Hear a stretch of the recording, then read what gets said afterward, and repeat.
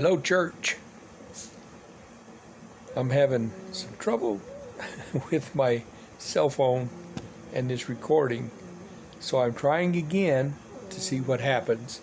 I'm sure it's because I messed up. I don't think it's really the cell phone, but I have been known to not know what I'm doing sometimes.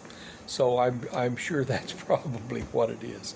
But this will be my fourth attempt to make a video. I guess I probably shouldn't even be making one because of the mess I'm in right now thinking.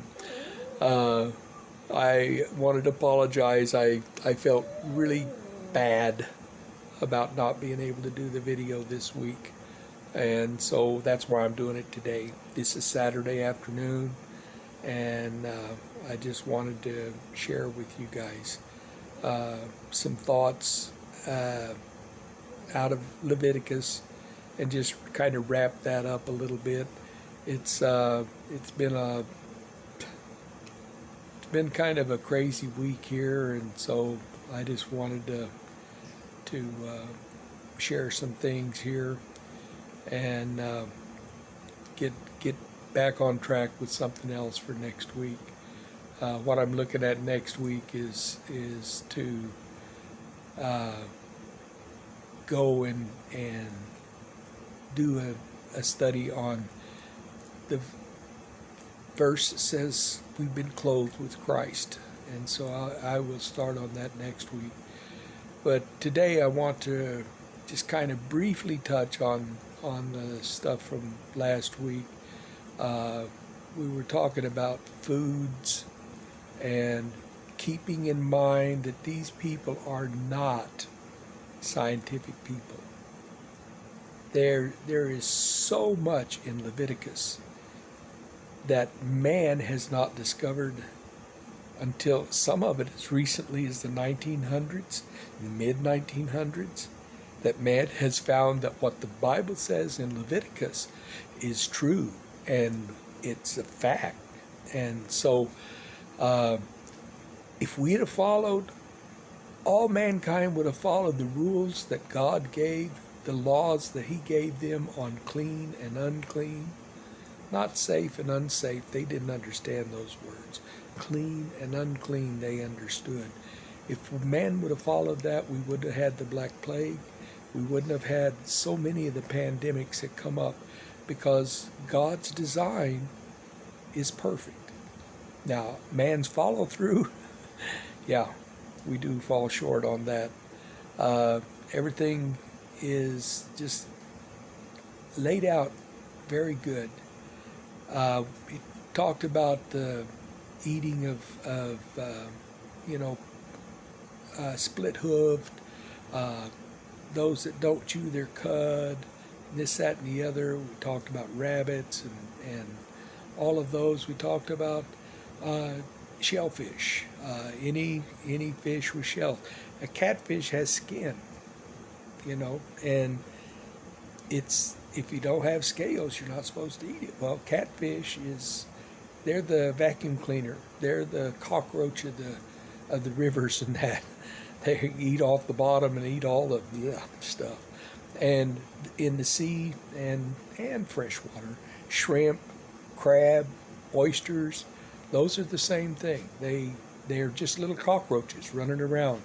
I was amazed first time I went crab fishing, and or crabbing, I guess you don't say fishing, crabbing. Vern took us over to Newport, and we dropped several crab traps in there, tie some chicken in the trap, and drop it over the side.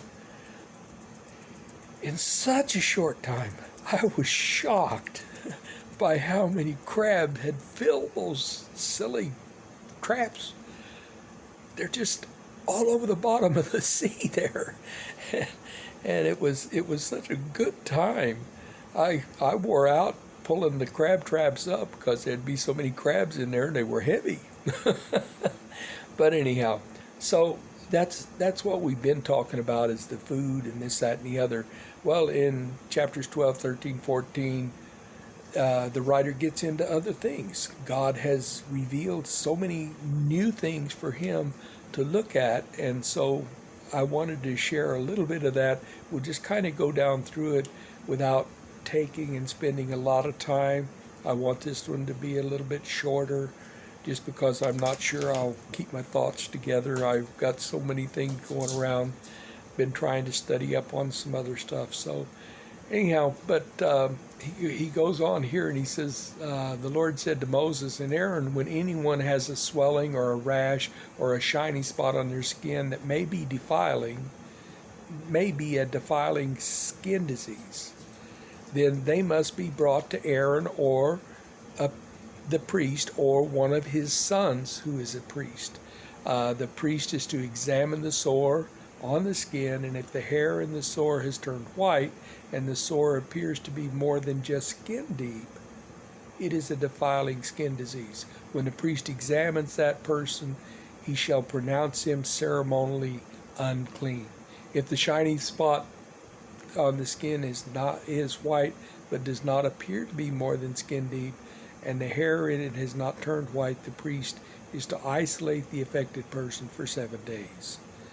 On the seventh day, the priest is to examine them and see if the sore is unchanged and has not spread in the skin. He is to isolate them for another 7 days. On the seventh day, the priest is to examine him again, and if the sore has faded and is not spread in the skin, the priest shall pronounce him clean. It is only a rash, and that's very common. Well, that makes a lot of sense. And you go on with that, but if the rash does spread, then they would be pronounced unclean. And so, it's one of those things, chronic sin diseases and that, we run into all of the different things like leprosy and this, that, and the other. And so if he goes into boils, if someone has a boil on their skin and it heals in the place where the boil was, a white swelling or reddish white spot appears, they must present themselves to the priest. And if it appears to be more than skin deep, they go through the same thing. So he takes on all of these skin diseases and that, and gives them the information to keep them safe, to keep them clean, because that's what he wants. He wants them to stay healthy, to stay vibrant in life, because they are the lineage he's bringing the Christ into the world. God has a plan for it. They were to keep separate from all other people. Why? Because they were bringing the Christ through their lineage into the world. After Christ is in and has done his job, then they're sent out into the world. We are not supposed to pull up in a little shell and put up a fence around us. We're supposed to go into the world and share the love of God. And boy, we're going to talk about that and how important it is that we live the life God has called us to. We just have to. It's so important that people see in us a difference than what they see in the world. And unfortunately, and I'm guilty, as probably some of you are, we just have a tendency to be more like the world than we want to be. We need to be praying, search my heart, O God. Help me to clean it out. Create in me a clean heart.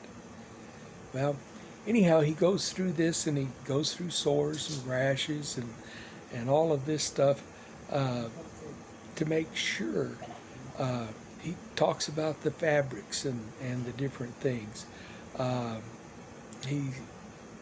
If somebody has a fabric that's been spoiled by a defiling mold, any woolen or linen garment, any woven and knitted material of linen or wood, any leather or anything made of leather, if the affected area in the fabric the leather or woven, or this is verse 47, or any leather article is greenish or reddish, it is a defiling mold and must be shown to the priest. The priest is to examine the affected area and to isolate that article for 7 days. On the seventh day, he examines it to see if it's spread. The woven and knitted material or the leather, whatever it's used, it is persistent, defiling mold. The article is unclean. He must burn the fabric or woven knitted material of linen or any leather article that has been spoiled must be defiling mold present. Article must be burned. You know, that stuff was expensive. That wasn't easy to get. You didn't run down to Target or Walmart or the Bon Marché or any of these places and just pick up more. Fabric was valuable. And so he goes through all of that, how to keep that stuff clean. And then he goes on and he starts talking about women and childbearing. All of it is proven through science today. These people did not know any of this. They went by the directions God gave them, by the rules he laid down. That's why there's Jews today, and there's not Jebusites and Philistines and all of those other tribes that were around all these years ago. They followed the rules that God gave them on sanitation, on food, on skin, and on childbirth, and the women's monthly time. All of those things. He says here, starting, the Lord said to Moses, say to the Israelites, a woman who becomes pregnant and gives birth to a son will be ceremonially unclean for 7 days, just as she is unclean during her monthly period. On the 8th day the boy is to be circumcised. Then the woman must wait 33 days to be purified from her bleeding. She must not touch anything sacred or go to the sanctuary until the days of her purification are over. If she gives birth to a daughter, for 2 weeks the woman will be unclean, as during her period. Then she must wait 66 days to be purified of her bleeding. When the days of her purification for a son or daughter are over, she is to bring to the priest at the entrance of the tent of meeting a year-old lamb for a burnt offering and a young pigeon or a dove for a sin offering. He shall offer them before the Lord to make atonement for her, and then she will be ceremonially clean from her flow of blood. These are the regulations for a woman who gives birth to a boy or girl. So it goes on. If she can't afford it, she's to bring 2 doves or 2 pigeons. And it just goes on. He's got regulations for diseased person. All of this. We've verified conclusively through modern science that these were all necessary things for the people to do. And now we have other ways. We've got antibiotics. We've got all kinds of scientific materials and medications and that to take care of many of these things. So these rules aren't quite as important for us today. But the basics in them are all found in science. Every one of them. You cannot present a better case for the validity of the Bible than these 4 or 5 chapters in Leviticus. It's just scientifically way before man ever figures it out. So anyhow, I'm going to wrap up there. That's going to be what I finished here. I think I got my point across. God knows, and if we listen to him, he'll lead us in the right way. So next week we'll be talking about being clothed with Christ. And I'll tell you, it's something that we all need to seriously think about. So we're going to begin that next week. I hope to have it ready Tuesday or Wednesday. Been kind of working on it, getting some notes and that, listening to some other videos and that, so I hope to put it all together. Just one last thing, I am working on doing some kind of barbecue or something for Veterans Day, and it's just, I'm gonna be trying to get help from the community, because we ask so much of our folks, and half of the members of our church, not half, but a lot of them are veterans, and so I want them to be served too. So maybe I can find some folks to help me to do that barbecue. I love you guys. I'm looking forward to tomorrow. We can come together and encourage and build up one another, that we might be that salt and light in our community. Folks, people need Jesus. And Jesus needs to be our focus. Growing and loving and serving as He did. God bless you. Lord willing, we'll see you tomorrow. Bye-bye.